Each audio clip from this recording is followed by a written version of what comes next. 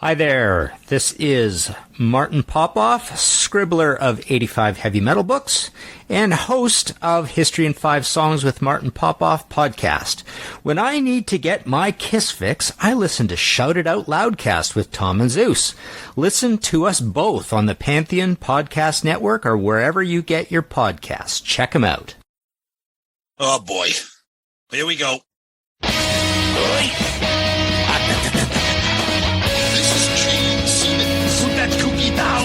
Stop pressing the buttons. Stockbroker Simmons. Star? Paul Stanley. Is that what he does? Stop shouting. My name is Ace Riley. He's not what you would call a handsome man. Oh no, here come the kiss times. Is that a positive thing? Okay. Alright. But grab me an ice cold mellow yellow. Hey! Why? Why do that to the fan? Stop it. Why? Because fuck them. That's all. 617-525, Joey. You do? Hey, fucko. Do you like Kiss? Settle down. Hello. Hey, what's up there? Kiss Army. Tom Zeus and Joey Cassata? Still not in the Hall of Fame. Yo, I'm here, baby. With another episode of Shout It Out Loudcast, episode 233, Kiss Draft 11, 1978 solo albums. Woo! Ooh, yeah, good stuff. It's only taken us 4 months to get busy Joey Cassata back. Well, that's because, hey, guys, I'm available. It's 1:45 in the morning. Can you guys record right now? Here's my favorite part. These morons have been torturing me for months. Time, you got to set up the time and this and that. I scheduled, the time is set. Zeus 5 minutes before. I got to pick my kid up from roller skating practice. And then as soon as we hit record, they spring on me. Oh, by the way, we got to go through all the comments of the last 26 episodes also. You guys know, Shout It Out Loudcasters know, every episode is minimum 1 hour before we get to the episode. Not anymore. Sorry, we have listeners that care. Did I have to be here for the comments, you idiots? Yes, because we want you to comment on the comments. All right, that sounds good. Of course. Yeah, and I'm sorry. Joey was busy teaching music to like Webster, the kids from Different Strokes, and all the other reject child actors. Listen, Natalie's fucking on fire with the violin. She's great from Facts of Life. Of course. Yeah. What That's about the one from Facts of Life? Yeah, but what? It's Blair. I don't know what you're referring to. Blair. No. He doesn't want to do it. That's his call. Tom, I don't know what you're doing, but it sounds a little fucked up. It sounds like you're making fun of people, Tom. No, I'm not. Joey's just helping Blair with the skin flute during his fucking lessons. That's what he's teaching her how to play. Oh, come on. Blair back in the day was awesome. She was smoking. Oh, she was fat in the ass. What are you talking about? But they all were fat. But I like fat. Dude, I like Tootie with the braces and the roller skates. You are disgusting. Banging Mrs. Garrett in the kitchen with the cookies. Ooh. Mrs. Garrett was doing double duty, helping the Drummonds and the chicks from Facts of Life. She was giving lessons to Arnold Jackson and Willis and Dudley's dad. Dudley's dad was the worst. Dudley's dad is going to make it into Shout It Out Loudcast Hall of Fame before you. Biggest teeth in the whole world, right? Dudley's dad? Yeah. You remember? Yeah, he's like huge choppers. Yeah, he's like the fucking basketball coach there. From BC, from Al Skinner. Al Skinner, yeah. Right. All right, so last week we had the great Holly Knight on. Now we have Joey Cassata. Woo! Yeah, we went from one amazing author to another guy who thinks he's one. Now, listen, I'm going to say something to you right now. I'm going to tell you the truth. I haven't gotten around to the Holly Knight episode, but I did just finish the wonderful Bruce Kulick episode. Now, I'm going to tell you both something right now. Oh, no. Uh-oh. Here we go. Usually, I don't make it to the end of the episode because you guys really, my ears start hurting after a while. But with Bruce, it was great. And I even stayed after. And you guys there was about a good 15 minutes at the end where you praised Bruce, rightfully so. I thought Bruce was incredible. Yeah. Insight on all the songs, the stuff with Danger. I thought it was off the charts, phenomenal. No thanks to you two, but Bruce was great. But at the end, you guys give this long, how incredible Bruce is. I'm telling you right now, I better get the same treatment tonight. I want a 20-minute soliloquy at the end, all about how good of a guest I was tonight. Well, if you're a good guest, maybe you'll get 5 minutes. You're on probation, Cassata. Let's see how it works. Double secret. All right. So we did a poll about Holly's contributions with Kiss, right? We did, yeah. Yep. So the poll was, what Kiss contribution of Holly's is your favorite? Is it her playing the keyboards on the Unmasked album? Is it her writing Hide Your Heart, Raise Your Glasses, or I Pledge Allegiance to the State of Rock and Roll? Without a doubt, the runaway winner on this poll was Hide Your Heart, 52%, 29% keyboards on Unmasked, and my poor songs from Psycho Circus that I adore. Raise Your Glasses, 11%. I Pledge Allegiance, 8%. Yikes. Joey, where do you stand? Where do you stand on those? Raise Your Glasses is so underrated. I love that song. We try to convince her that she needs to get that to a pop artist and it'll be a hit. Yep. 100%. 100%. Right? And she's like, really? You think so? I'm like, yes. I agree. Yeah. A couple comments here. Oh, our buddy Steve Wright from Part of the Hell, definitely Pledge, vastly underrated song. You know it. Yes, that's the one I always go to. I love that. Jeff says she is absolutely amazing. So glad you got an interview with her. I'm going to join Audible just to hear the extras. Yeah, if you guys missed that part, she does the Audible reading of the book, and during that, she drops in little demos and audio tidbits, which is actually kind of a cool little extra function there for the Audible. Joey does that too, but he just drops in sound bites of him and Ernie friggin' pulling each other's fingers during the Audible. So you better stop it. You know as well as I do, my Audible audiobook is outstanding. So many extras. You know that. Joey. Hey, woo-hoo-hoo. Our buddy Heavy Mayo says, for the record, Love Touch is a certified Heavy Mayo banger. I don't even know that song. I know it's Rod Stewart, but everything about that whole sentence was completely disgusting. Everything, starting with Heavy Mayo, Love Touch, everything about it. That song is a pussy song. That's why he likes it. He likes all those pussy songs. Oh God! All right, and I will finish up Twitter. We got Nick Caruso, co-host of the Right Between the Eyes podcast, another excellent Kiss podcast. What a great episode. The writer of a personal favorite, Raise Your Glasses. I had no idea that Holly wrote all those classics. Yeah, that's the cool thing about that. An interview like that, a book like that, you learn a lot about songs that we all grew up with, especially some of the Kiss stuff. So, yeah, that's Nick Caruso. Check out his podcast, Right Between the Eyes. Good stuff. And that's Twitter. Yeah, Holly's book reads easy. Every chapter is a nice, fun, easy read. I'll give credit to our fucking co-host today. His book is similar. Good, quick stories, each chapter. Quick! The book's like 600 pages long. Yeah, but the chapters aren't long. I'm teasing. I'm teasing. It's a good book. They're organized in a way that each chapter is right on point to the I know how to organize a book, Zeus. Yeah, wink, wink. Here we go. Wink, wink. All right, over on the Book of Face, our buddy Keith Rochford. Keith, thank you he sent me a Whitesnake DVD/CD 1984 Slide It In concert. Thank you very much, buddy. I got it, and it's much appreciated. Another stellar episode. Her book was an amazing read, and she is so honest and talented. T&Z are the kings of the streets. You hear that? What streets? The streets where Tito's belongs. Well, the street giveth and the street taketh away. Jason Ward. You guys have murder and high heels, all right. That's for sure. Ooh, murder. Our buddy Jason Warden. Great book, great episode. I got the audiobook and like Zeus finished it quickly. It was interesting to hear about some of my favorite rock stars or stories about them. Never got why Rod crapped on Love Touch and always thought Hide Your Heart should have been bigger than it was. Ace's version, not so much, but to each their own.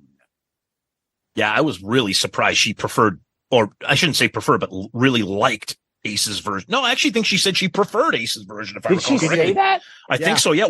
She said it was more raw and stuff. She said it was raw or more what she wanted from the song. like rock. Wow. Yeah, I know. I know. It's so weird that happened. I mean, especially then, because they were really rivals. What are we talking about? 89, right? Yeah. So to have both of them release that on the record is insane. I know. I think I heard the story that Gene reached out to Ace to tell him not to do it, right? Oh, I don't know. I don't know about that. I remember reading that somewhere. I think there may have been something about that. Yes. Yeah. Yeah, I remember reading something that Gene reached out and said, "Oh, don't do this. We're releasing this, so on and so forth." But it was weird, and I don't think unfortunately Aces didn't have a chance because vocals, Paul's vocals at that time were insane. Oh yeah, absolutely, of course, yeah. So, we got some other good comments here. Pierre Plante Privé, Yane Oslak Rasanen. We got everyone from all over the world commenting here, I guess. All very nice comments. Thank you very much. Over on our Loudcasters page, I can't believe I'm going to say this. John Whiteman says, I typically only read books by Joey Cassata. God. And Pawn Stars erotic fan fiction online. Yeah, and then I remember I think I commented and said Joey's book is fan fiction. Whoa. But I'll be making an exception for this book. It sounds like she's got some good stories. She doesn't hold much back. No, she doesn't. It's very, very open. And yes, you did write, Tom, fan fiction. Yeah. Tom said, and Joey jumps in with, you have great taste. Of course he does, obviously. Not to me. Well, Listen, you better both stop it right now. You read that book. What did it take you a weekend to read my book? A weekend? I don't think I finished it yet. I liked it. I like his book. I'll be honest with him. Oh no, it's a great book, but we can't praise Joey on the show. Greg Gould says, heard the names all these years. This is the first time I've ever seen a picture of her. Oh, yeah. I would have, if I'd known, I would have cleaned up more to listen. All right. Over on YouTube. Yeah, let me stop you right there. Why are we missing the YouTube sound effect here? I'm too lazy. Just listen. You put in every stupid sound effect that you could possibly do. You can't add the YouTube one. The YouTube one works, you idiot. Take some of the other ones out. I'm doing right now. Like your theme. No, that one works. Oh, yeah, right, exactly. And of course, my beautiful friend Jack Panacchio. Oh, you motherfucker! See, now you got to do it. Everything else works. You could trim 7 minutes of the the CBQ ink. We don't do that anymore. Yeah, he's not advertising right now outside of tax season. CBQ ink.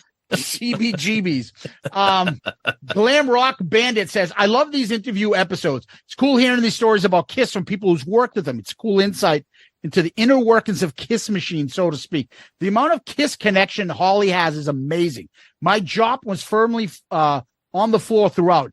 Another killer episode. And again, as Kane Roberts would say, what's RTFO?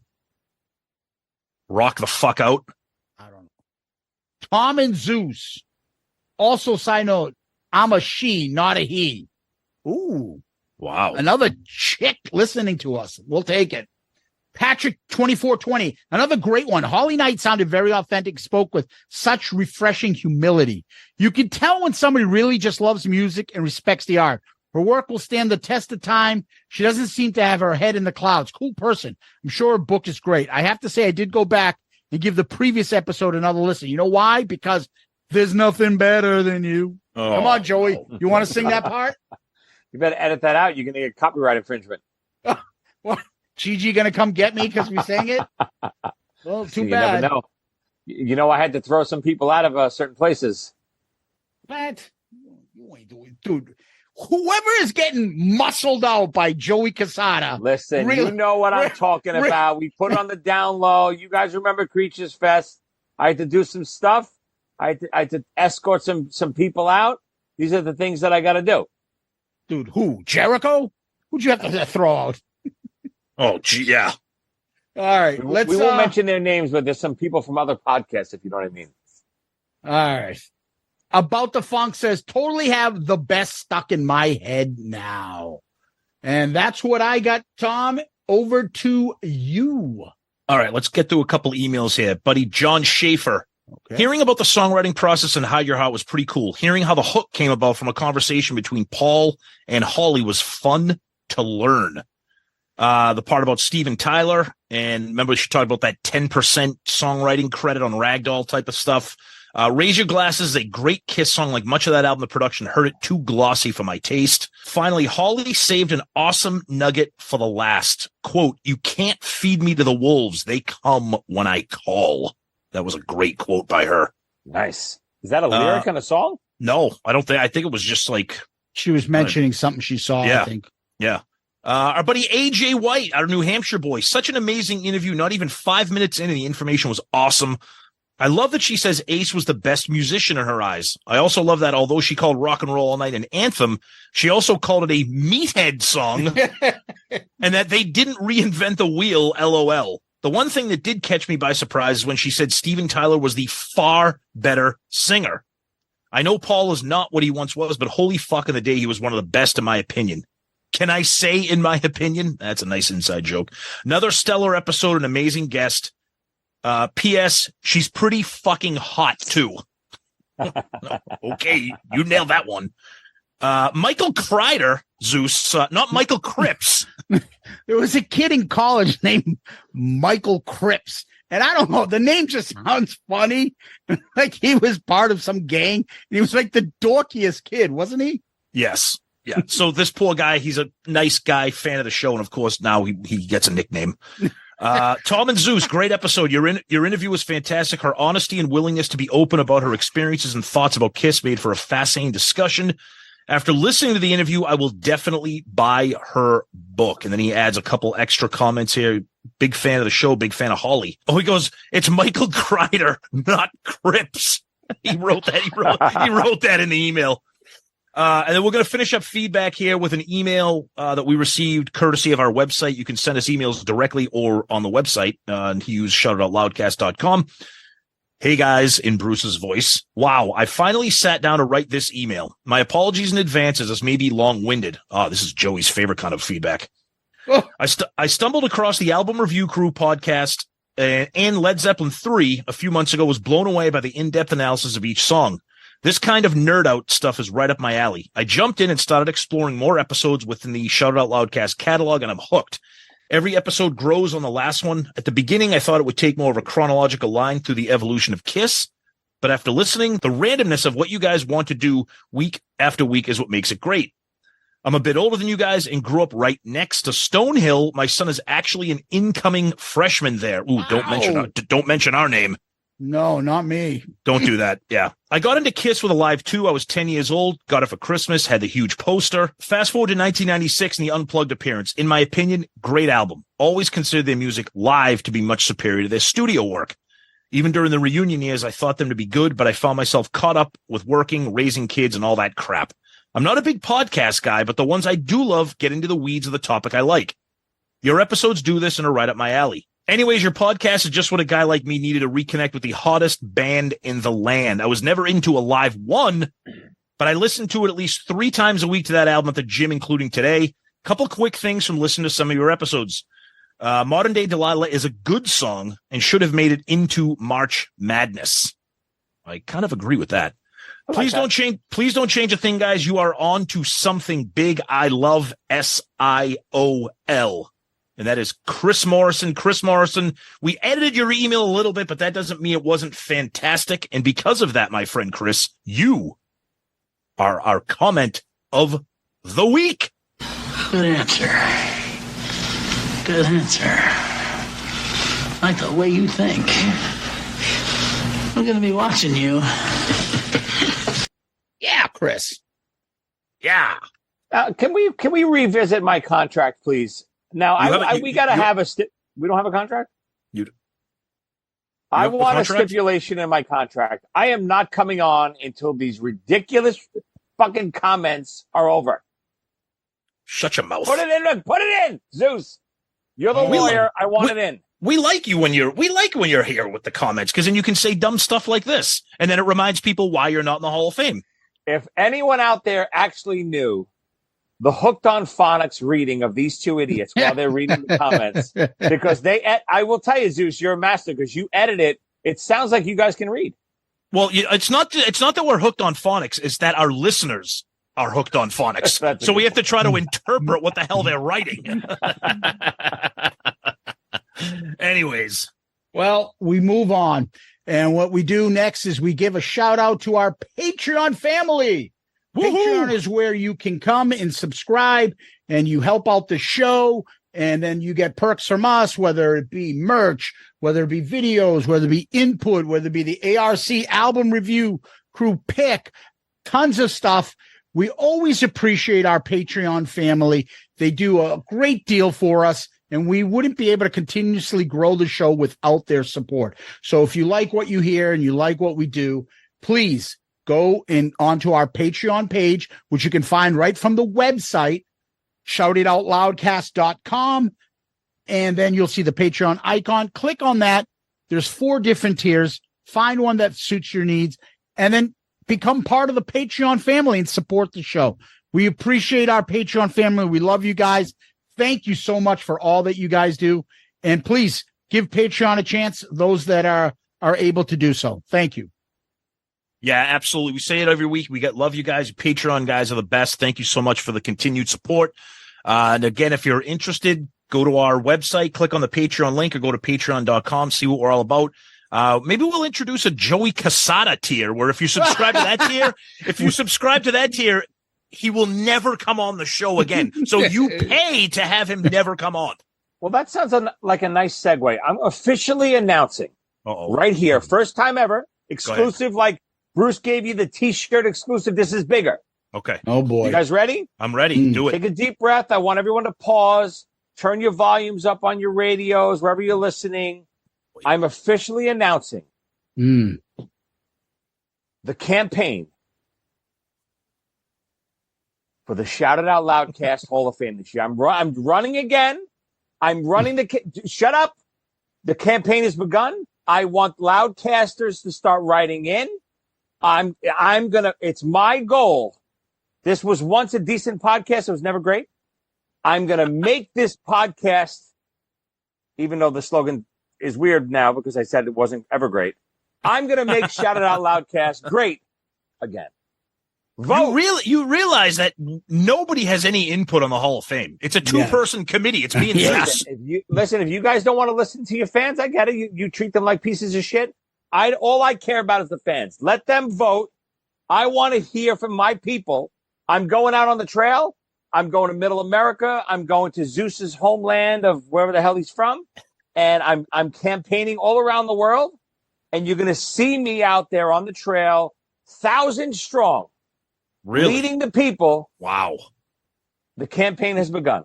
You realize because of your bitching, every once in a while we get idiots that are like, oh, I'm going to be in the Hall of Fame. Oh, when am I going to be in the Hall? You know what? There's no more Hall of Fame. We're shutting it down. Yeah, exactly. Exactly. Like, none of you fucking idiots are going to be in the Hall of Fame. You don't want the demand. I get it. Welcome new listeners. I get it. Well, welcome none of you fucking idiots. We're talking to our listeners. Are going to be in the Hall of Fame. None of you. Nobody treats their fans as good as Tom and Zeus. That's a slogan. That's a good point. Right. That's a good point. There's nothing better than Shout It Out Loudcast treating their fans. Exactly. Yes.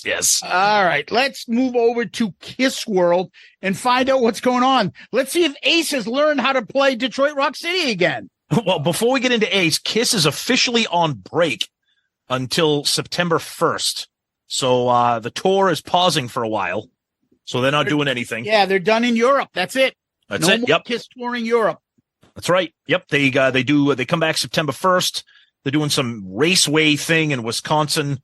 Then they do a couple shows in Australia, and then they come back October to the U.S. and wrap it up.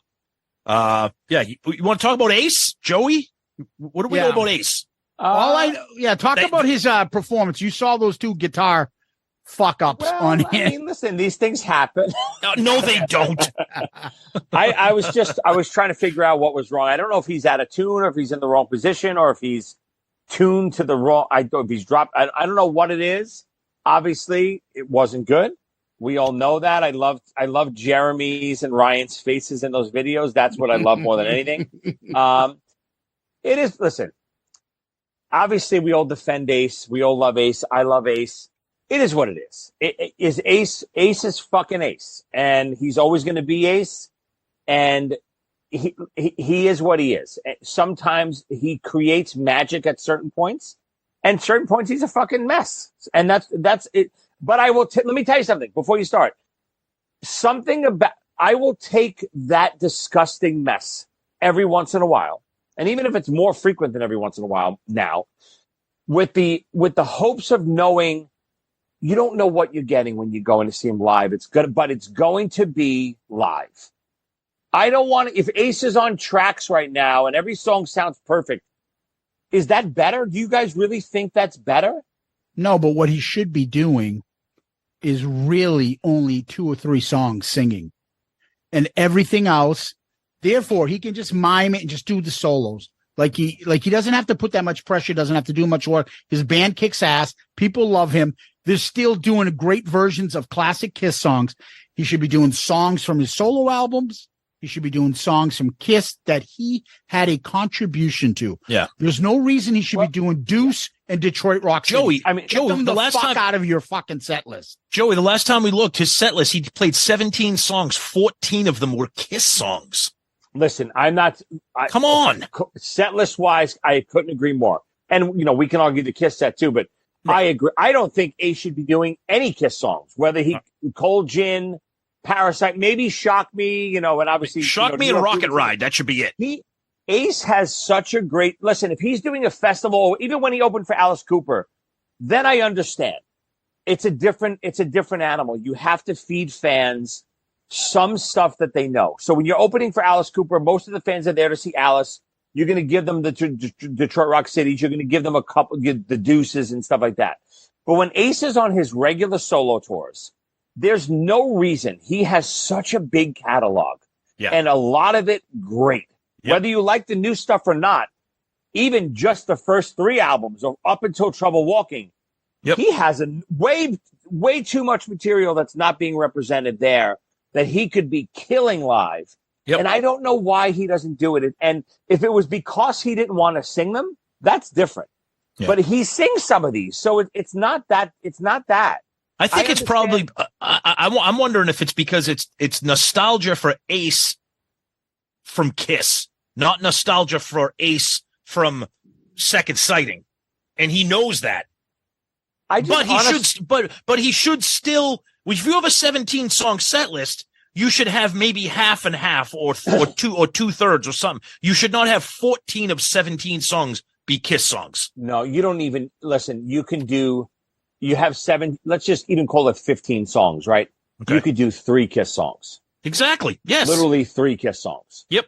Meaning non-vocal Ace vocal Kiss. When I say Kiss songs, I mean non-vocal Ace songs. I don't count shots. He only should be doing Kiss songs that he wrote or sang. Agreed. That's it. And every song he sang, he wrote. So that's it. It shouldn't be anything other than Parasite, Cold Gin, Rocket Ride, Shock Me, things like that. Yep. Hard time and move on. And I would agree that I think all the fans think the same way. The only time he should be doing Kiss stuff is when he's doing festivals or an opening slot. Right. And I'm sure the guys in Ace's band are telling him this. I don't know I mean, obviously Ace is the final decision, but I don't know what's the thinking behind that to say, let's do a lot of Kiss songs. I really don't get it. Yeah. Well, they do my songs, so why can't I copy them? Yeah, but you don't have. But the difference is I don't think Kiss is playing Dancing with Danger on the fucking end of the road tour.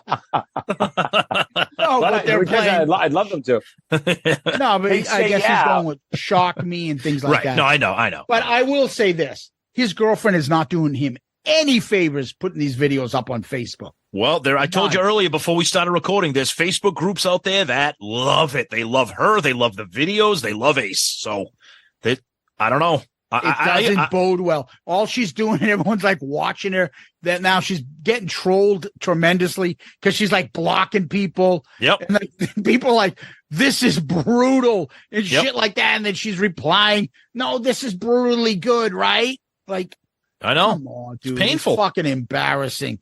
And just listening to him sing, opening up, doing Rip It Out, I swear, you can get anybody off the street. Take a rock and ride. Let me, honest question. Go ahead. So I do think, him playing and singing is hampering both of them. So yeah, if you had a choice, let's just say he comes out and does Rocket Ride, right? Mm-hmm. Opens up. If you knew if he stopped playing guitar on it, his vocals would be perfect, or if you knew if he stopped singing on it, his guitar would be perfect, what would you pick? I don't need the guitar. Yeah, he can't sing right now either, Joey. No, but I'm giving you the choice. Let's just. I would rather watch him play the guitar and have Ryan or Jeremy sing all the songs. Do you know what the other problem is? He got rid of one of his guitar players, and now he's just stuck with Jeremy. So he has to keep up with both, and now he's fucking up. Exactly. Because this is why he can't be in Kiss for a whole set list, because he can't be one of only two guitarists on stage. He can't do it. That's right. When he was the third guitarist, he could kind of sit back and kind of not have to be that guy. I agree with that. I do think that that's a little bit of the problem. I do listen. You guys know I just tracked with Ace. Ace can sing. He can still sing. Oh yeah, sure he can. Doing, it's the old adage, chewing gum and walking at the same time, right? So, doing both of these on a nightly basis on songs that he hasn't done, for a long time. Some of these songs. It's hard to sing and play these songs, I think, especially when he doesn't have that added help with the guitar. So back to what I said originally, I would actually rather hear him sing all these songs perfectly and then just come in for the solos. That's what I would prefer. Hold the guitar. Don't even play it. Act like you're playing it. And then come in for the guitar solo. We don't need him on rhythm. Because if you watch him even in like old Kiss videos, Paul is holding down so much of that rhythm, and Ace is playing these little melodic things going on, and then the solo. Yep. And I think if you even listen back to Kiss records, a lot of that rhythmic stuff on the records is Paul, not Ace. Yeah. Oh, yeah. Yeah. I agree with you. I mean, I just think if he put a little money into the band, brought back another guitar player, and he sat back, I think the song. But at this point, he doesn't give a fuck. He doesn't.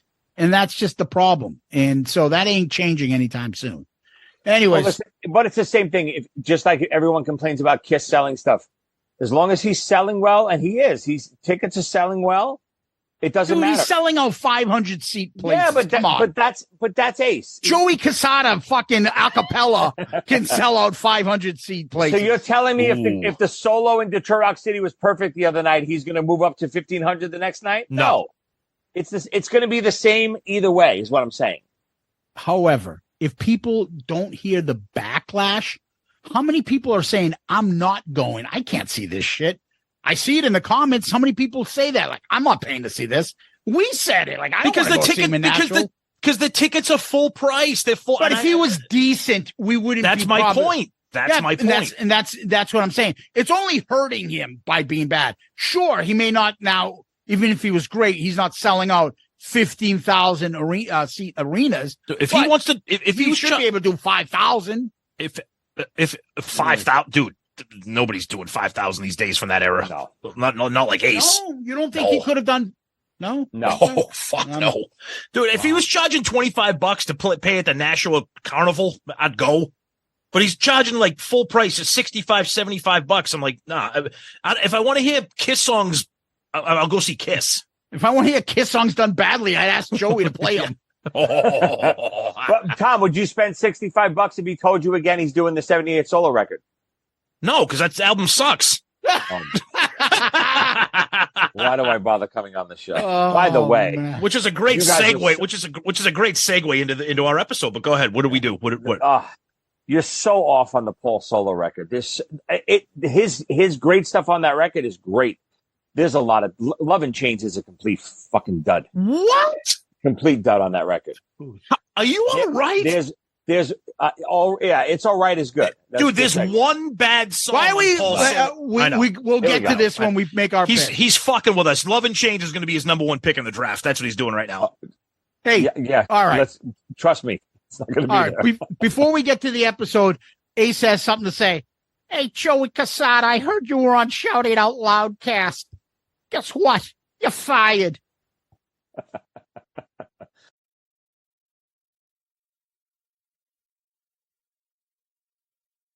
Hey, guys, I'm back. Ace, don't worry. I buried Tom and Zeus. You won't hear from those morons no more. You won't see those guys no more. Oh, sounds great. Hey, by the way, you got any X-Lax on you? I haven't taken a shit in weeks. God almighty. I got cashews, Ace. You like cashews? I love cashews. Give me a need a fistful of trail mix. Give me ones with the pralines inside. Oh, good God. All right. Well, we're going to do a Kiss draft. Haven't done one since January of 2022 with the actual Aces band was the last time we did one. That's and right. we did a draft of Gene and Ace songs since they played with them. Now we brought on the lovely Joey Cassata to help us since we reviewed all 4 Kiss solo albums. We want to now go and do a Kiss draft on the solo albums. The only caveat is you got to pick at least 2 songs from each album. Before we get into it, do you want to rank these? Again, so this,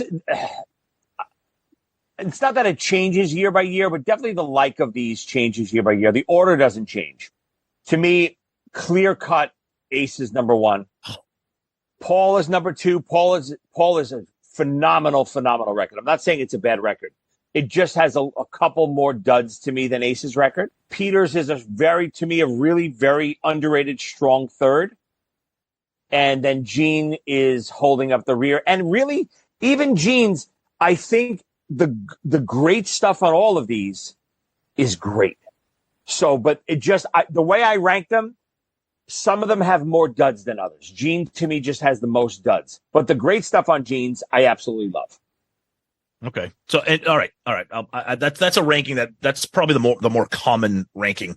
Before we get into the draft, though, let's talk a little bit about, because now that we've reviewed all 4 albums, let's talk a little bit about just that era, the solo albums themselves. Like, do you remember? I mean, Zeus and I were 5.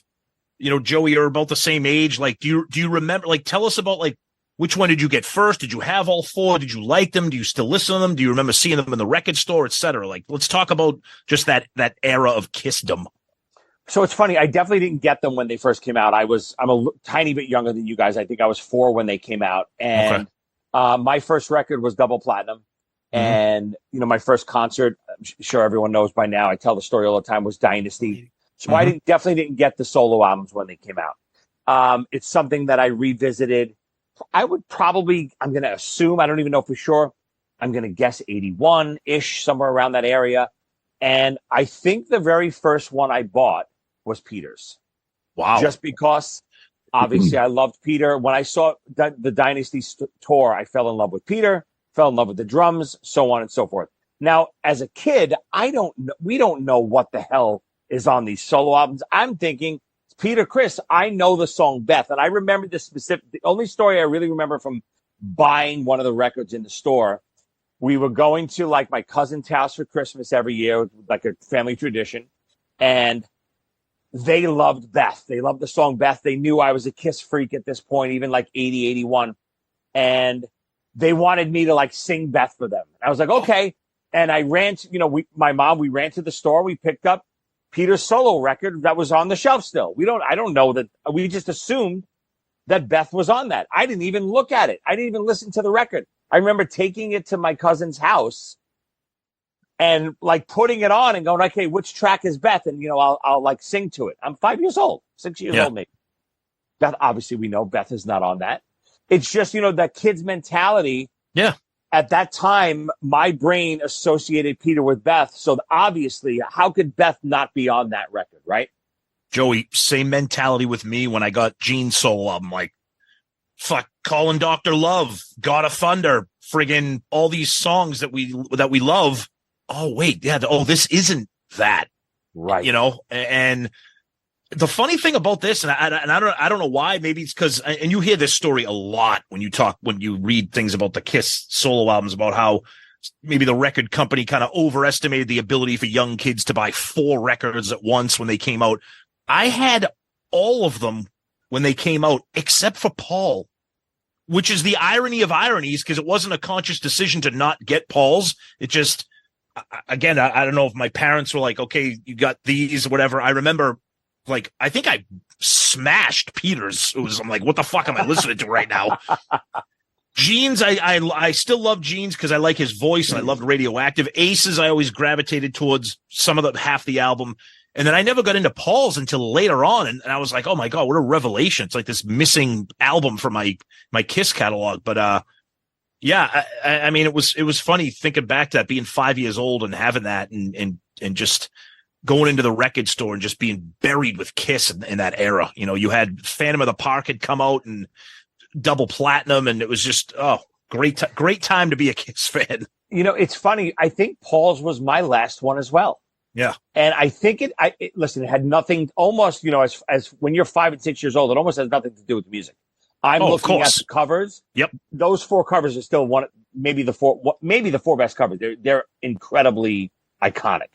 Yep. But Paul's makeup, for some reason, was the least attractive to me. I didn't care about Paul's makeup as much.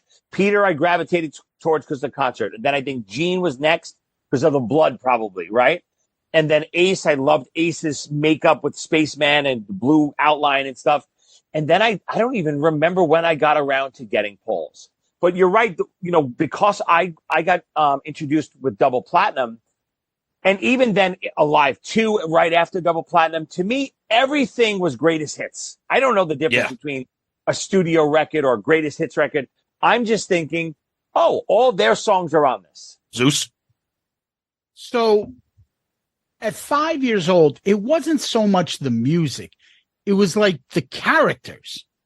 And so I had my brother who's 3 years older, and I had 2 other cousins that were boys that we always hung out. We were close in Arlington growing up. And so I remember the 4 of us who would always hang out. And it was that game you play where I'm Gene Simmons. I'm this guy. You're this guy. And I was always the cat man. I was Peter Criss.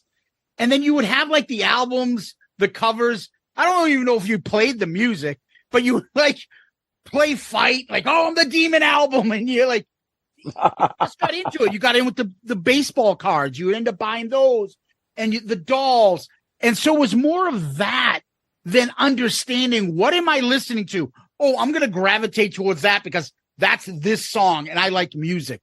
I just remembered listening to Radioactive. That's the only song. Me too. That I remembered as a kid going, what the fuck is this? And like all the devil stuff that was going on in the 70s. There was always every other TV movie was about the devil. And that was the one album that I kind of remembered. I didn't have a preference. As I grew older, I gravitated towards his Aces album because I met some punks from the projects of Arlington, and they were all into Ace. And they're like, you gotta listen to this. And it was Speeding Back to My Baby and the guitar solo. Oh, yeah. And they really enjoyed that stuff, so they got me into it. And then I got into the rest of stuff. I really didn't get into Peter's album until like college. And like, you know what? This is pretty good. It's not really Kiss, but I like them all. I don't have really a preference. I think things happen for a reason. So I'm glad they did them. Yeah. I'm glad me too. We have these songs. Absolutely. I wish it wasn't really the end of the band, but kind of was after this. It wasn't ever the same. And unfortunately we run into that problem. But what I like to say is basically we got to the point where these albums now are part of like the Kiss discography. We don't, at least on this show, we treat it as though every time we do an album review, every time we do a song, oh yeah, the solo albums are included. Mm-hmm. And these songs have somewhat become iconic. I wish they were given more respect and love, but they're not. However, we love them on this show, and that's why we're doing this fucking draft. That's right. That's right. Listen, whether it was the beginning of the end or not, I think the beginning of the end happened way before the solo albums. I think this was the Band-Aid, right, that they tried to patch up. But I absolutely love that they did the solo albums. I think too. It's, look, whether it was a hit at the time, whether it caused the downfall, who cares?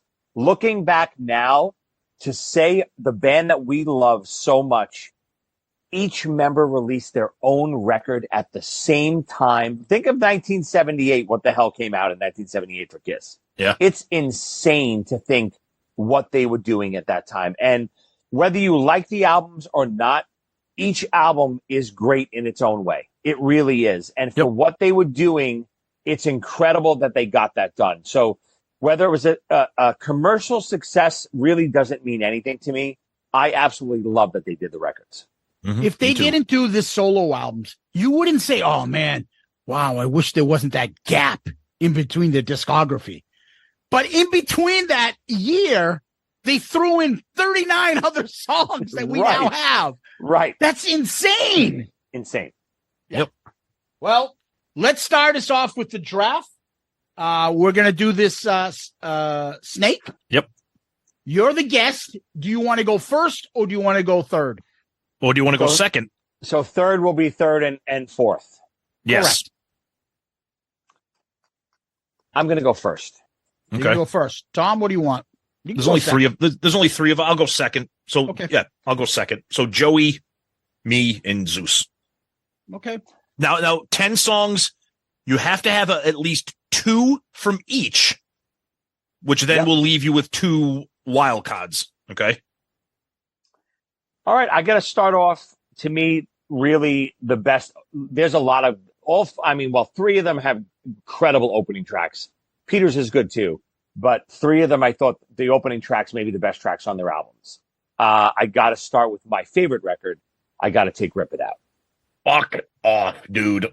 Ugh. I'm good. Because again, like we always say, because it's a draft, there has to be a little bit of strategy here, especially if we're relegated to picking 2 off of each. It's the only reason I wanted to go first. That's the only song that I really wanted to make sure I got. There's one other that I know is going to be picked right now, but everything else I'm okay with missing. Yeah, this is tricky for me because I'm not a huge fan of certain albums, and I need to be careful about what I can pick from them. So with that being the case, again, it's draft strategy. This isn't my favorite song from the solo albums, but I got to go with it. And it's Speeding Back to My Baby, because I'm not a huge fan of the Ace album. Okay. You guys are insane. There's a track that is by far the best track on one of these albums, and that's Radioactive. I'm taking that right off the top. Honestly, that would have been my pick without question. But I feel a little bit more strongly with Gene's album than with Ace's, and I was terrified that if I didn't take Speeding Back to My Baby, that you would have, and I would have been screwed. So it was a gamble between Radioactive and Speeding Back to My Baby. I like Radioactive better, but I had to play defense. So, and I'm taking It's All Right from Paul's. Wow, nice. I love that song. Okay.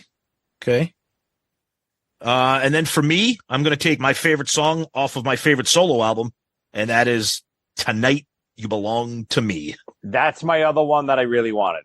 Yep. All right, Joey, 2 picks for you. Ugh, shit. That would have been great if I could have gotten that. Yep. Okay, so let me see here. Let me pull up some more solo albums here. Many years since I was here. I was that nighttime away. All right, let's take Goodbye from Paul's. Okay. Nice. Good song. Love that song. Yeah, me too. Keep 'em waiting. You know, Bruce didn't know that. I'm like, let's keep me waiting. Oh, really? Yeah, he's like, what do you mean? I'm like, listen to Box. He goes, and he kept saying that he was upset when the box set got, I had other problems with that box set. I'm like, if you listen to disc 1, Keep Me Waiting, that's good. Oh, yeah. Yep. And listen, obviously it's played out, but it's so good. I'll take New York Groove. I knew once you said played out. It's too good not to take. I know it's one of those songs that we hear so much. Play that on Ace's record right now. It's fucking phenomenal. Okay. All right. So the best song off of Gene's album was taken, and we need to have 2. Look, I like Gene's album. I know it takes a lot of beating because of people like, oh, When You Wish Upon a Star or this and that and the other thing. I don't think it's that bad. I'm taking Living in Sin. At the Holiday Inn, baby. When he calls Classic Cher on the lyrics. phone. Hello. Hello, baby. I love that. I love that. All right. I'm going to take. Do it now. Do it now. I'm gonna love you. Oh yeah, Peter. Whoa. Don't let me find you Nice. sleeping with another man. Okay. And then I'm going to jump one to Ace before he gets really fucking desperate. I'm going to grab What's on Your Mind. Ah, damn it. Why Okay. do That's you a have good to one. be so uptight? Oh, Laura, loosen up. Oh God. I've got one from all four. Yeah, I know. Oh, shit. Okay. I love this song. It's my favorite song off of his album because it's like disco AM gold, and it's You Matter to Me. Good one. That's like I one love- of my least favorite songs on that. Oh, I love that little.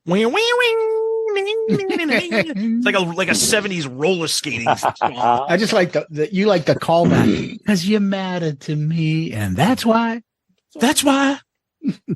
Great stuff. Yeah, so I got one from each too. Yep. Joey. All right. I'm going to go. I got to go Hooked on Rock and Roll. Oh, You love that one. Yep. that's a great tune. Yep. Now, this is a tricky one.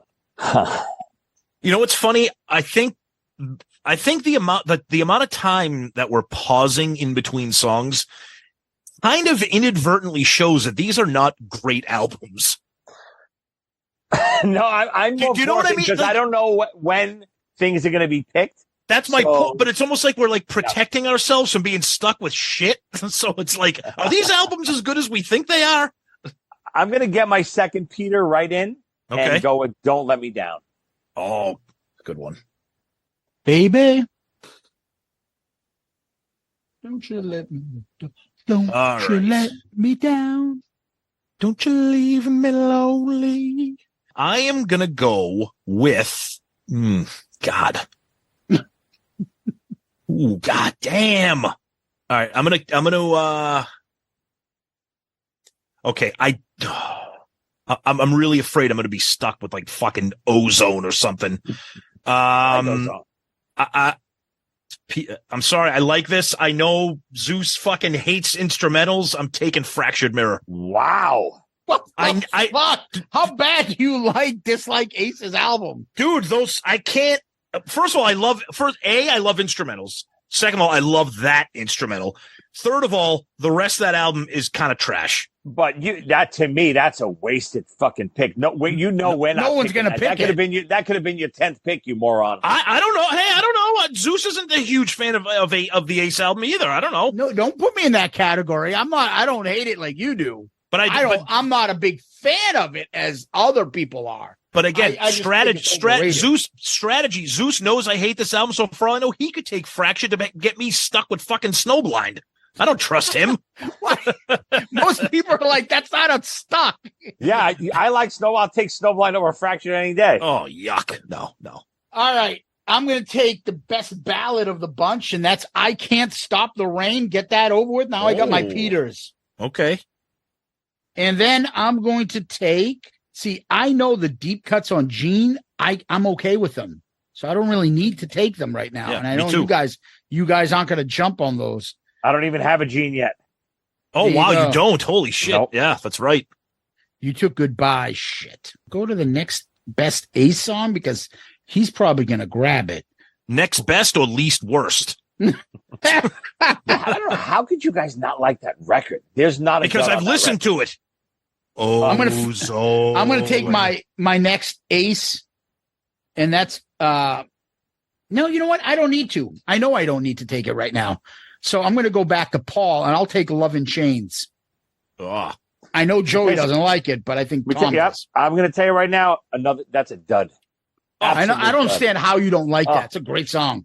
you honest. This is how I know. Oh. So let's get this straight. Joey loves Ace's album and thinks Love in Chains on Paul's is a dud. Terrible. Crap. terrible. You know what it is? You've been spending too much time with fucking Pooney. That's the problem. And let me give you a little hint. Let me backtrack to the can we edit that disgusting name out of this show, please? I hear from him enough.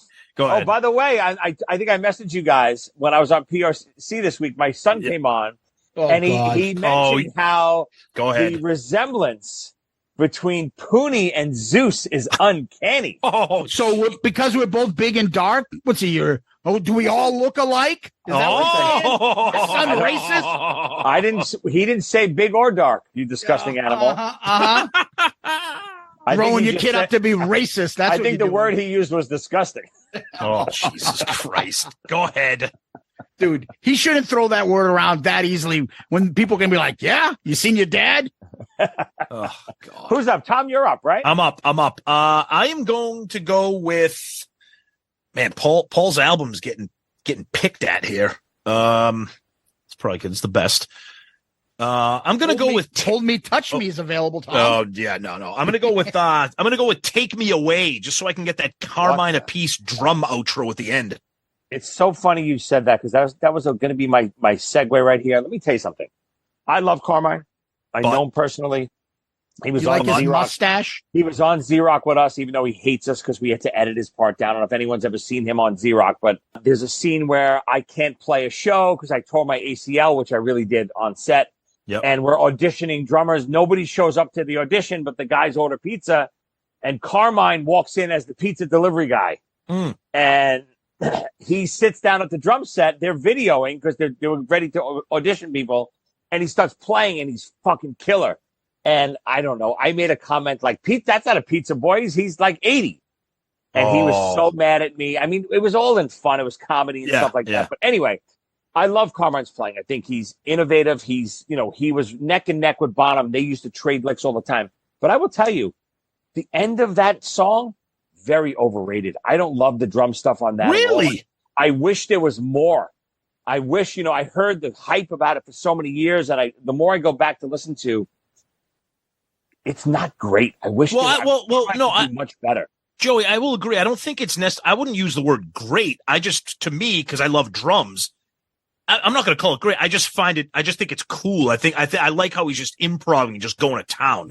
I agree. I agree that it's cool. I think it's cool that Paul, let that go on for whatever, 40 seconds. Yeah. I just thought Carmine could be doing more. I don't think he knew. I have a feeling it's one of those things, because then if anyone's ever been in the studio, it just keeps rolling until they tell you to stop playing. You do not fucking stop playing. Right. And you just keep going. I think if Carmine knew that was going to be a 30-second drum break interlude type thing, he would have went fucking ballistic. And I just think it was little fills here and there that he was just improvising. Gotcha. So one thing I wanted to add is that when we spoke with Bruce, Bruce was constantly making references and marks like, oh, my brother's going nuts here. Oh, I love how Paul's letting him go. Oh my God, look how he's letting him shine on Move On. He doesn't normally do, in other words, saying he never let us get away with that shit. Look how he's letting my brother. And then he said, oh, he let Carmine go on that track. He knows how controlled Paul is about that thing. Oh, yeah. And other instruments overshining his performance. But he admitted it. And it was real fascinating to hear Bruce's take on that stuff. Yeah. So, anyways, I'm sorry, Joey. You got 2 picks. Yep. All right, so I'm going to go with another Paul. I'm going to take Wouldn't You Like to Know Me? Oh. No, I wouldn't. And let's go with my first Gene. Uh-oh. Song 7. Let's go with Burning Up with Fever. Oh, I like that. Good tune. Burning Up with Fever. That's you can tell we're getting old when we really like Peter's album, and we're like, Gene's album is pretty good. Listen, Peter's album gets such a short fucking chain because, at the time, I get it. Yep. 78, and I even get the other members saying, what the hell is this? I get it. I didn't like it when it first came out as a Kiss fan early, especially in the 80s. I never loved it. But listening back, it's a great record. I don't care what anyone says. Thank you. And what I would love more than anything, it'll never happen. And Paul just did Soul Station. It's the same type of shit. Why can't Paul go back and really say, you know what? For the time, it was a mistake. I don't think it was a Kiss record. It's not what Kiss fans wanted.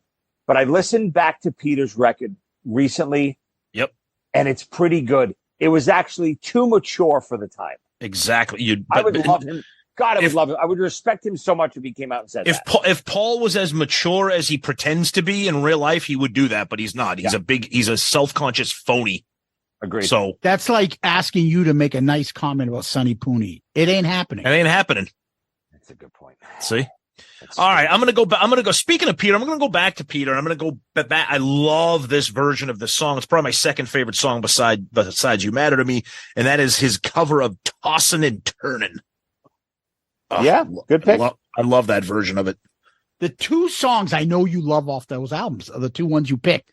And I'm like, those are my least favorite songs on them. Perfect. Yeah, it works out perfect for us because I'm going to take another Peter song. Uh-oh.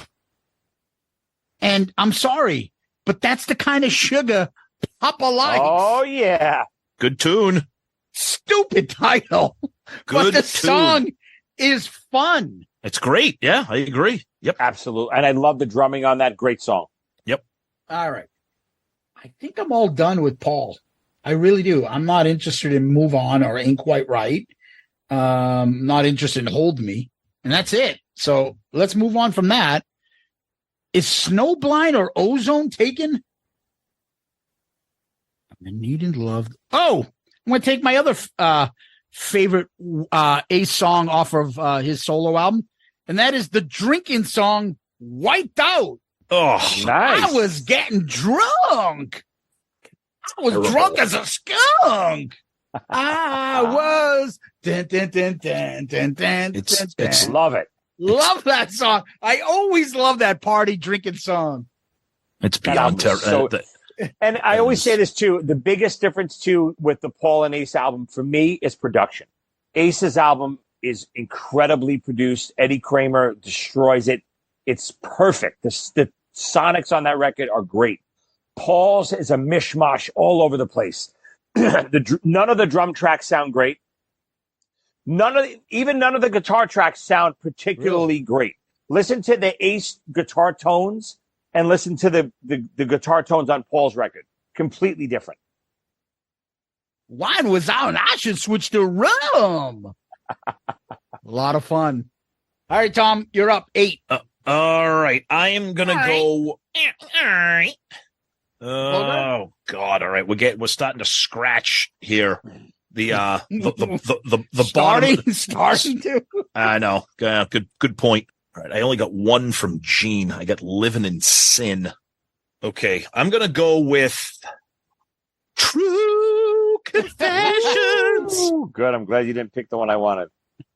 That's all I'm for. I don't mind. It's definitely not my favorite, but it's good. Dude, it's okay. It's good enough. Are you not my Social Security? Exactly. Yes. Exactly. Yes. Joey. All right, so I'm going to go back to Ace. And to me, a very underrated song on this record, I'm in Need of Love. Oh, that is the worst song. That's fucking horrendous. Love it. I need some love. The solo is so good. Give me just some. the guitar stuff in the middle, the boing, boing, boing, boing. Oh, it's so great. All right, I'm in need of a transplant. Dude, he should sing that now because it would sound terrible like it really is in real life. Always loved that song. I thought it was a track that never got its due. Oh, okay. Then I'll probably close out my Gene with a little Man of 1,000 Faces. That was almost my pick. Ooh, I didn't think any of you guys liked that song. I love that song. It is such a catchy little hook. Yeah, it's a good song. All right. So I got so these are the two wild card picks because I got two of everybody here. So 2 picks left. Boy, oh boy, oh boy. La Choy. Oh boy, oh boy. Oi.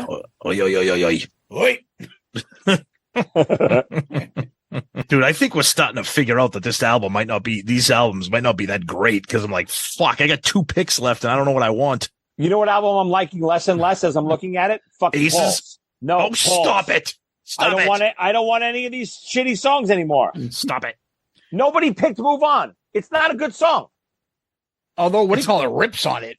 His brother does rip on it. But it's just, I don't know how that was the song they played it. Move on. I agree. I don't think it's what you told me. I don't think it's that great. But that being I don't think he did that during his solo tour either, right?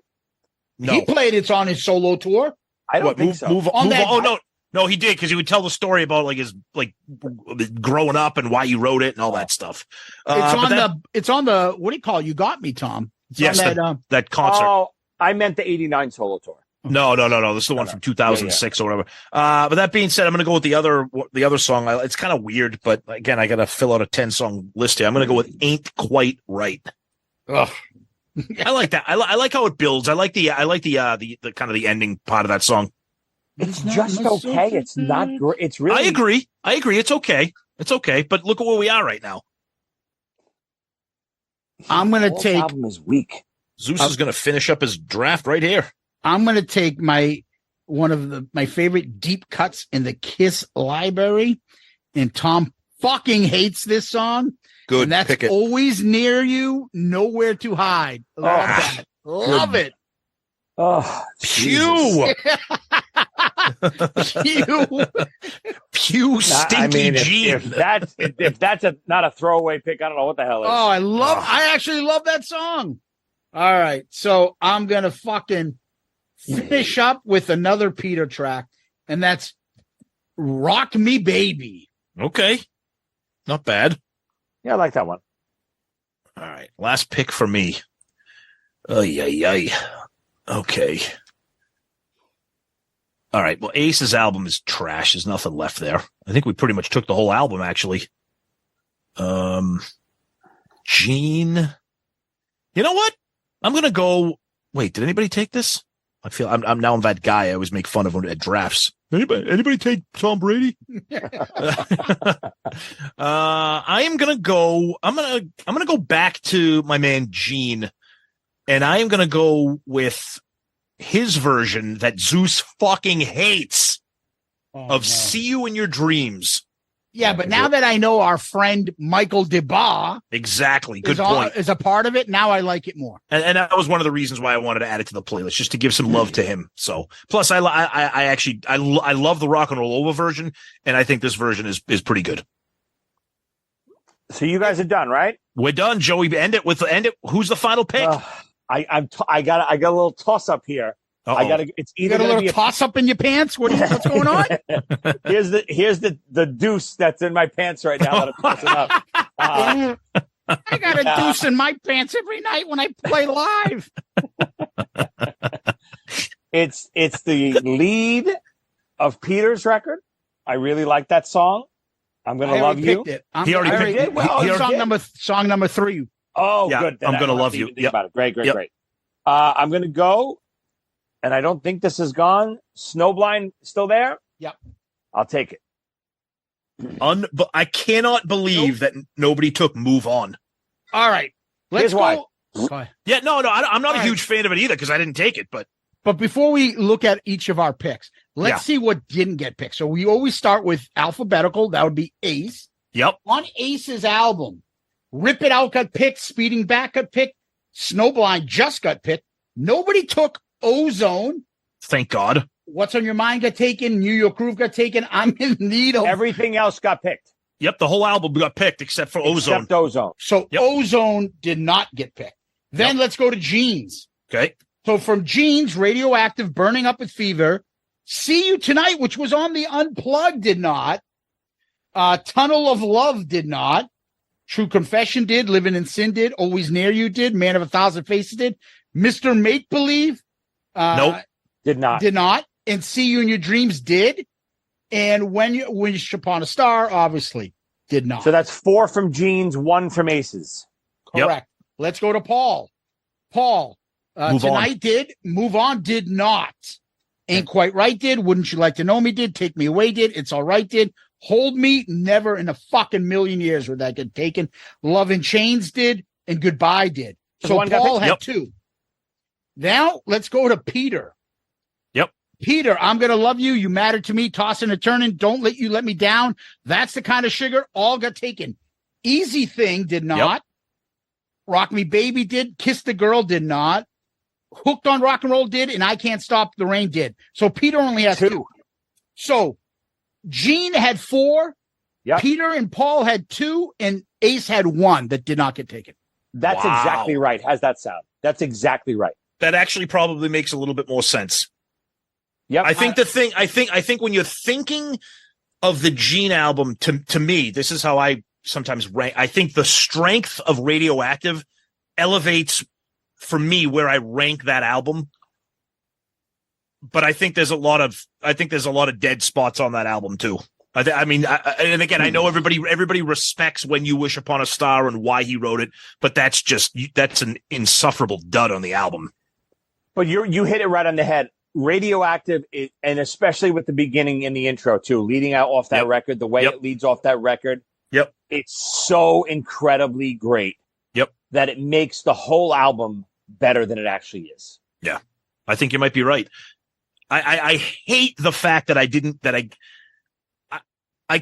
needed Rip It Out or Speeding Back to My Baby on my Ace list because those are the only 2 songs that I really, really go to on that album because I just don't like that album.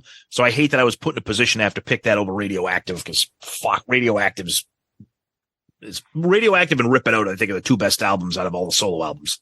I can't believe. So how many Peter do you guys have? So what's interesting is Joey took 4 Ace, 2 Gene, 2 Peter, 2 Paul. Yep. So he doubled out. He got the minimums for those 3, and he took 4 Ace because he likes that album.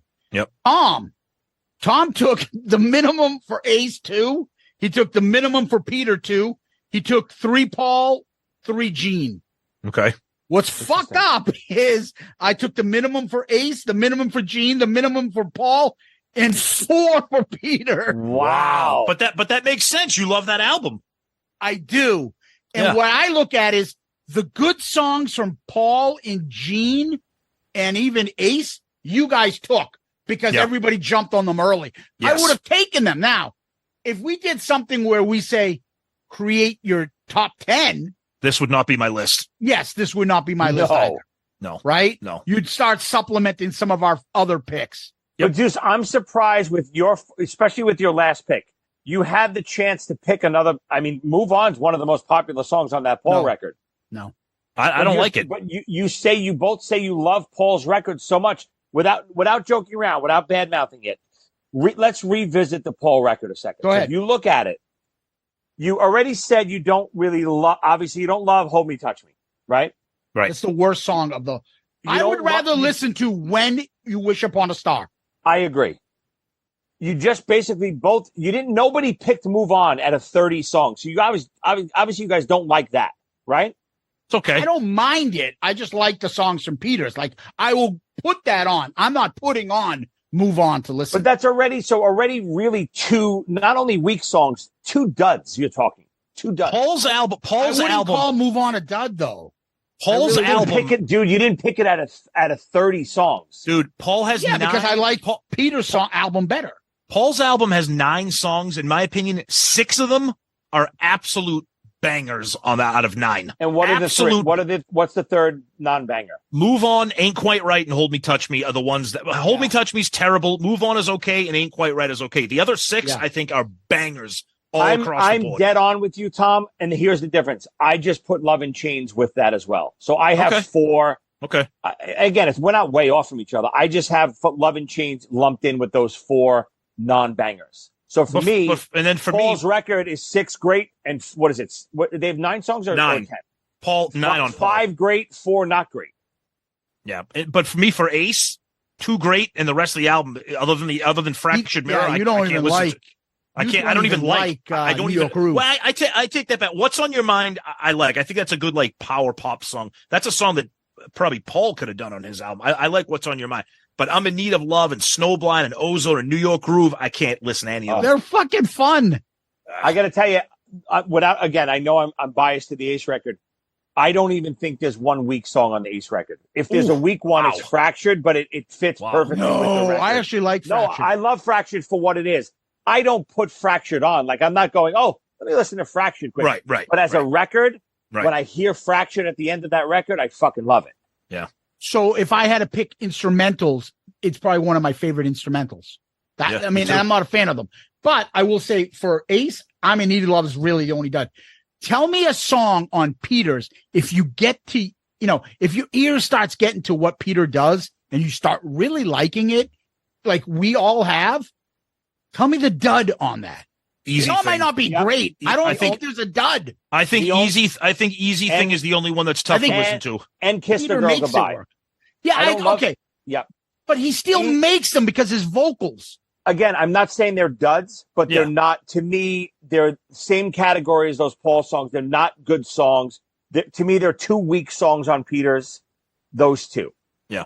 But there are less great songs than Paul's records. Okay, so then let's change it around. Our Kiss the Girl Goodbye. Yeah. And what's the other one? Easy Thing. Easy Thing. Right? Yeah. They're both better than Hold Me, Touch Me. I agree. They're both better than the worst two songs, I think, off every other album. They were no. They're not better than Gene's Two Worst. What's Gene's Two Worst? I would when you say, When You Wish Upon a Star and for me, probably See You in Your Dreams. No. I like Tunnel of Love. I like Tunnel of Love. I think they're both better than Wish Upon a Star, but not better than the others. No.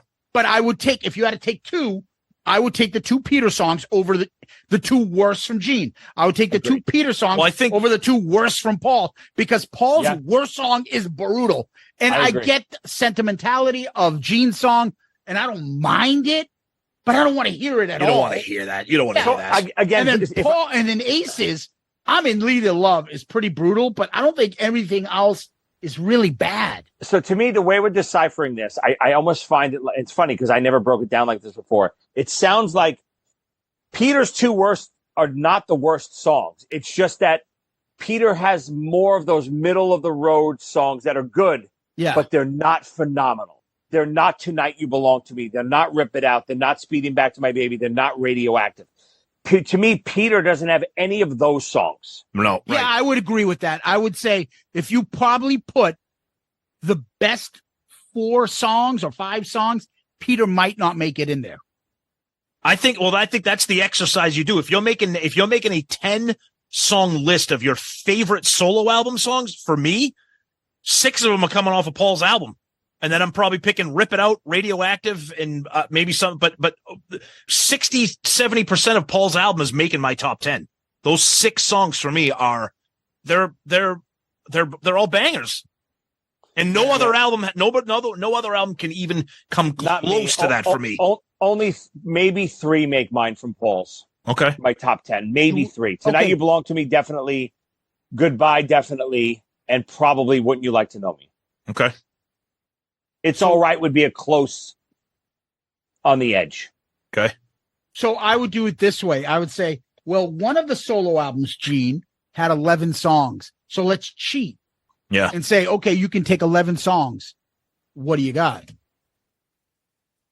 Well, that's an interesting point, because Gene had 11, Peter had 10, and Ace the other two had and 9. Paul had 9. Right. Which is interesting, because I wonder if that was ever a discussion, because the whole point of the solo albums was for them to go and do their own thing. Why didn't anybody come up with the argument to, okay, let's make it the track listing the same amount? You can't have more than 10. You can't have, I'm surprised that they didn't say, let's make this uniform across the board. What I think is easier is Peter had these songs. Oh, yeah, exactly. Before, right, with lips and stuff. So that was easier to bring in. And Gene is always writing shit. And I think When You Wish Upon a Star was a complete throw in. Just as a sentimental thing. And I thing. don't think at the time, I think it's more of I don't think they were like, we gotta all have 9. I don't think it mattered to them. I think it was a production cost thing. I think it was I'm just saying a length thing for vinyl. I think it had to do with that. I don't think they actually told each other how many songs they were doing. I'll guarantee. Which was my point, was that I'm surprised that they didn't try to make everything, we're going to do the same cover. We're going to have our name. And I'm surprised they didn't say, okay, we're going to do 10 songs. That's all I was saying. Yeah. Yeah. This would be a real exercise to try to narrow this shit down. But I think that's why we decided when we finished reviewing all the solo albums, like, we have to do an episode on the solo albums in entirety. And I think the best way to do it would be to do the draft and pick apart What exactly what we're doing right now. You know? Yeah. All right. Tom, what we do next is we go to question of the week. What do you got? Well, usually when Joey's on, Joey asks us the question sometimes. Ooh. We all know the solo album songs that they played on the Dynasty tour, right? They played the medley, right? They played Radioactive, Move On, New York Groove, Toss and Turn, right? Yes, correct. If you had to pick 4 different ones, what do you pick? You want to go first? A medley. Yeah. Oh, it's not a full song, the medleys. Okay. For me, it easily would have been Rip It Out, although I think Peter would have struggled playing that, with all due respect to Peter. Gene, see, it's funny because that's a great question, because if you go and watch the Dynasty footage, how silly does the band look singing Tossin' and Turnin' live? You know, Gene's got the Dynasty costume, the demon, and he's sitting there going, tossing it. It just looks goofy. So, I mean, God, this is, I hate to give you credit. This is a good question. Rip It Out would be a struggle. I think easily It's All Right would be the Paul song. Poppy and upbeat. I think for Peter, you would absolutely do a ballad. So maybe Kiss the Girl Goodbye or Easy Thing. Probably the songs that we don't think are that great, but I think you could do a ballad in the vein of Beth. And then Gene, honestly, maybe See You Tonight or See You in Your Dreams, but that's considered a rock and roll over song. So I don't know. Maybe Living in Sin. I don't know. In my mind, none of them translate well live except for Aces and Pauls. Zeus, what about you? So number 1, Peter is definitely doing Hooked on Rock and Roll. Okay. They'll already have Hard Luck Woman and Beth by that point in the set list. Paul, for me, I would love to see him do It's All Right. Yep. Ace, I would love for him to do Speeding Back to My Baby. Yeah. And then the Gene is the hardest part because none of his songs sound very Kiss-like. Exactly. Worse than Peter. I agree. So you can't do Burning Up with Fever. No. See You Tonight is that's why you unplug. It works. You cheat by doing See You in Your Dreams because it's already a Kiss song. See You in Your Dreams. Yeah, I would have to say they play that. Yeah. What about you, Joey, if you were picking? Obviously, we got to go Rip It Out. And I disagree. I think Peter could definitely handle it. Obviously, 79, he's starting to go downhill a little bit, but Rip It Out's not. I mean, obviously, the middle section's a little hard, but he could handle Rip It Out easily. Okay. I got to go Tonight You Belong With Me with Paul. I don't know if we do the intro, but it's still, it's the best Paul song. Yep. Bar none. Yep. Peter, I got to go with Zeus, Hooked on Rock and Roll. I think it's perfect live. I wish they would have done that instead of Tossing and Turning. Yep. And for Gene, you're right. It's weird. It would, to me, it's a toss up between Burning Up with Fever and Living in Sin. Yeah. And I just think Living in Sin would probably translate a little bit better. He could imagine Kiss doing Burning Up with Fever, doing the backing vocals to that. I think he could make Living in Sin very demonish because that's what I think too. Because it's got the word sin in it, so he could do it up. You know, the chorus. Yeah. The chorus is a Kiss chorus, a Gene Kiss chorus. Yeah. What about this theory? What if at the end on the encore, instead of them pulling out the piano for fucking Fatty McGee sitting down with the fake piano playing Beth? What if Gene in his costume sat on the bottom of the stage a la Peter in the Roses and sing When You Wish Upon a Star? When You Wish Upon a Star. And it was like a sentimental thing. People would probably be like, what the fuck? No joking around. I would love them to fucking end the last show like that. I wouldn't care. Imagine that. This was all a dream. So different. Yeah. This was all a dream. And I can't thank you for giving me this life. And it all because America. And this is the song reminds me. I'm actually going to tweet that idea out right now, Zeus. Good work. Do it. Okay. Do it. Get my favorite thing about you tweeting or something was you bitching that Tom was texting you in the morning. And then 2 seconds on my Facebook page, hey, this is us ZO2 at this time. I'm like, motherfucker. You first of all woke me up. That's why. Wait a minute. First of all, it was fucking 11 o'clock on the morning on a Thursday. Stop it right now. You texted me. I'm going to tell you the people right now. You texted me this morning, 8:07. Yeah. I'm sleeping. Oh, Jesus. I'm sleeping. Now you sound like Ernie. You sound like Ernie. What happened to your voice? Gets up at 8 o'clock. Now I got to get up at 8 o'clock. I'm sleeping. What are you doing? I love when you two bicker. That's fucking awesome. You've been hanging around with Ernie for too long. 8 o'clock. Anyway. Great question, Joey. I actually really like that. Thanks, buddy. Good All one. right. So, Joey, you are all over the place, but you got a lot of fucking things in the air. Tell us what's going on, Joey Cassata world, and where can people find you? Always busy. You can find me all over social media at Joey Cassata, my YouTube channel, Joey Cassata Videos. It's on YouTube. Check it out. All my stuff's on there. Z-Rock, ZO2 stuff with Eric Martin, stuff with Quarantine, with Jericho, doing the Kiss cover stuff. I'm going to be on, I think it was just announced today, on the new Jericho cruise coming up. I'll be playing a little with Trickster, a little bit with Quarantine, making my rounds. I am the official captain of fun. I think I named myself that, but I think it's going to stick. And we got some more exciting stuff coming up. Obviously, I'm on the new Ace record. I'm hearing the rumors that it might be a fall release. We'll know more when that gets closer. I'll let you guys know. I'll give you guys first dibs on as soon as I get the release date. But a lot of fun stuff happening. I'll be playing all over all summer. I just did a ZO2 run in LA. Not only with ZO2, but with my students as well. They opened up for us at the Whiskey.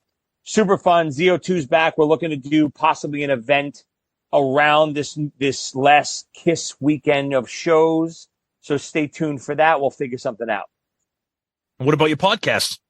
And of course, Top 5 with Joey Cassata. I haven't had time. I've been trying to fucking keep this steady.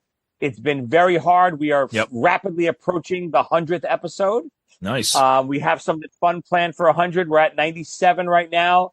We've been a little bit off here and there just because I've been away. I've been so busy doing so many other things. But Top 5 with Joey Cassata. Last week's episode was Top 5 Michael Jackson songs. Yes.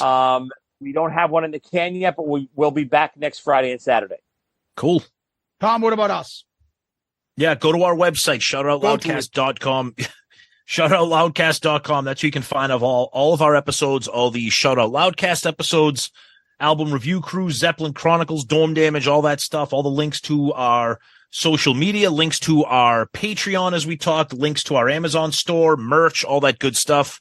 And you can also find us all over social media, Twitter, Facebook, Instagram, YouTube, Threads now, because that's what the cool kids do.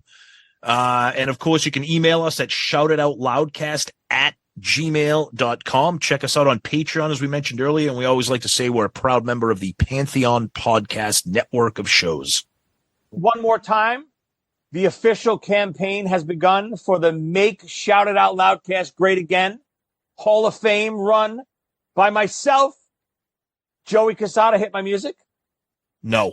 The campaign has begun. I want everyone to start flooding these mopes. Emails, demands. You wanted the best. You got the best, baby. Joey Cassata in the Hall of Fame. You wanted the best? Well, sorry, you got Joey Cassata instead. Can I finish this? I know. Go ahead. DM us on Twitter, Facebook, Instagram. Subscribe to our YouTube No Clip channel. Please go and give us one of those 5-star child reviews on Apple Podcasts. That's a big help to the show. As we always say, if you want to help the show, make sure you subscribe to our YouTube channel. You give us a 5-star child review and also become a member of our Patreon or go to our website and pick out some of our awesome merch. Our buddy Jeff Trott has got some new designs, including my favorite new design, Fish Alive 2. Oh, God. Unbelievable. Jesus the Christ. What the fuck are we doing? I want to see a picture of that. Sonny Pooney bought a triple X the other day. You can always go to our website, shoutitoutloudcast.com, shoutitoutloudcast.com, where you can find everything. And also email us at shoutitoutloudcast@gmail.com, shoutitoutloudcast@gmail.com. Before we move on to famous last words, we do want to say one quick little thing. Despite the nonsense that goes on between the three of us, we actually have a fun project that we've been working on for a little bit of time. Yep. Hopefully done before the end of the year. It's fucking incredible. Yes. It's going to be great. Yes. The three of us have put in some good time on this. Yes. And we can't wait to eventually share the news with you guys. It's good. It's good. I will say this. I know a lot of times you see a lot of people hyping things up. I think we're actually under-hyping this project. By the time it is complete and out to the public, I think it's going to be pretty mind-blowing. So we're excited for it. Couldn't agree more. Super excited about it. I mean, if you put our 3 brain cells together, you might get one. We've almost formed a half a brain. Yeah. And we've come up with something really fun. I think people are going to be excited about. Can't wait to announce it as it gets closer. Yep. Absolutely. Well, we like to end on famous last words, songs from Kiss lyrics. Joey Cassata, do you have any? All right. So I think I mentioned that I had one, but then you told me you do it every time you've been on the show. I like it. God damn it. All right. So we'll stick with the theme that we've been on. So let's see. I don't know if I'm up or down, lost or found with you. You should have told me I'm not the only man to love you twice. But since I know now, I think I'll go now and I'll find someone who'll love me right. Zeus, because you're the kind of sugar Papa likes. Oh, God. All right. I should share my screen. I have That's the Kind of Sugar Papa Likes up. Oh, no way. I should share it to you. No. Motherfucker. Go ahead. All right. I'll go. I'll go with some poetry from Gene. You're just a victimless crime. It happens all the time. Yeah. You haven't overstayed, and your bill is not paid. Yeah. Poetry. Oh, genius. Brilliant. But an hour long, coming on strong, I was getting drunk. Next thing I knew, I looked at you. I was blind as a skunk. Great. Oh, my God. What different feels the 3 of them have, right? So good. If that doesn't tell you everything anyone needs to know about the solo albums in those 3 quotes, I don't know what does. It's true. It's true. And then you put a little, hold me, touch me. You realize none of us picked a Paul song. Of course. No. We all say it's our favorite, too. Well, Yep. 2 of us do. Yep. Joey Cassata, Tom, Kiss Army, Loudcasters, Solo Tards, thank you. Thanks, boys. Always a pleasure. Again, vote now. Joey Cassata, Hall of Fame 2024, baby. Woo! Maybe by then you'll get in there because we'll do it in. Yeah. Why? Did you do 2023 yet? No, not yet. All right. It's the end of the year. It was the start of the year. No, it's the end of the year. Hold on. Edit that out. Remember, everybody. You fucks. All right. You know what? Maybe I'll postpone my campaign for next year. All right. Joey, thanks for joining us. We always have a blast with you. Reluctantly, we like to call you a friend, but we always have a great time. Zeus, as always, my friend, thank you. Peace out, Girl Scout. Hey, Tom Zeus, why do you have to curse so much, you fucking assholes?